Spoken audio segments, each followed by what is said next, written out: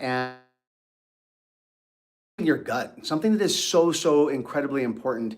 And first of all, please forgive me for being a little bit late. Just tech issues. We're in a new city. We're here in Denver, Colorado. Going to be doing our prac training here. Have an incredible group coming in starting tomorrow. We're going to be doing setup in just a little bit.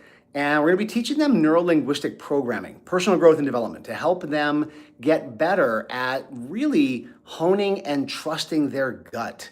That's what I want to talk about today. I want to talk about trusting your gut and what happens if you don't. Like what goes on if you don't trust your gut.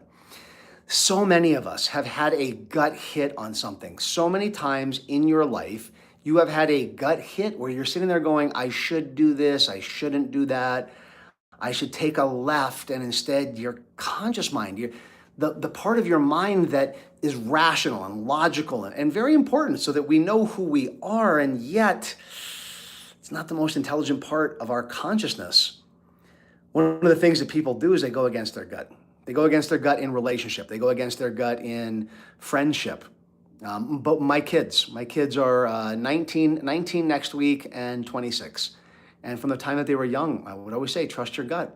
I remember one time my daughter, she had a friend, and this is in elementary school going into middle school, where things change a lot for kids. And as simple as this sounds, yet I wanted to teach her while she was younger how to really hone in and trust your gut. And she's like, Daddy, I don't feel good being around her. And I said, we got to trust that. But I've known her for so long. And I'm like, what does your gut say? What does your gut say? Is your gut saying yes or no? And she went, no. I said, sometimes it just boils down to like food. Like, do you like it or do you not like it? Like, you don't need to overthink it. No one sits around going, well, I really should like this food. When in fact you don't. You just sit there and you go, I don't like it. I'll get my vitamins, my nutrition from something else. And so you got to be willing to take a look at your gut. You got to be willing to take a look at trusting your gut. Now, how do you do that? How do you do that? First of all, you got to build up a series of experiences where you have a win, where you trusted your gut and your gut was right. So one of my favorite examples is I have really good restaurant karma. I have good restaurant karma, meaning we could be walking down a city and I'll be like, I know this doesn't look like that much, but I'm going to trust my gut and let's go eat there. And 99% of the time, we have a great experience, an incredible experience. Well, that's something super simple. That's trusting your gut with food, with a restaurant. Then fast forward, you can trust your gut with bigger things. You can trust your gut with a friendship, with an investment, with a relationship. The people that are able to trust their gut in the ancient Hawaiian culture, the person that could listen to their gut, their core, their na'au, was actually considered to be more intelligent than the person could overthink things. Because your gut is all of the totality of everything you know, all of your programming, everything is in your gut. So when your gut says yes, it's actually the bigger part of you chiming in and going, there must be something here. There must be something here.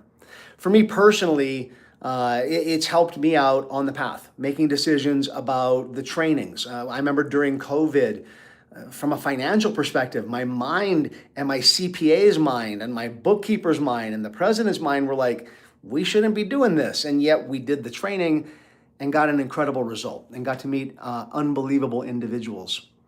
One of my clients, he had to trust his gut. This is about four years ago now, that his relationship was done, that his relationship was over, and that he needed to trust his gut on that because he knew that if he kept going down the path that things wouldn't be pono, things wouldn't be right. And when he split up with his partner and sat his kids down, the kids were like, we wish you had done it earlier. It was crazy. He's like, my gut's been saying to do this for a long time. And I said, I know. And now that you've let go of your baggage, now that you've let go of the problems that have prevented you from hearing your gut, you're able to accurately hear your gut.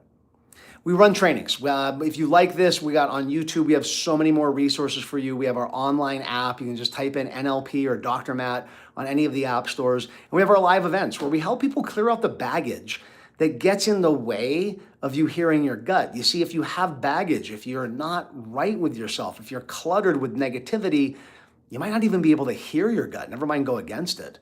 So do the work to clear out the baggage so you're able to hear your gut, and it will make such a huge difference in your personal growth, okay? Hope this was helpful. Subscribe to. I look forward to seeing you all back at our place in Houston next week. Oh.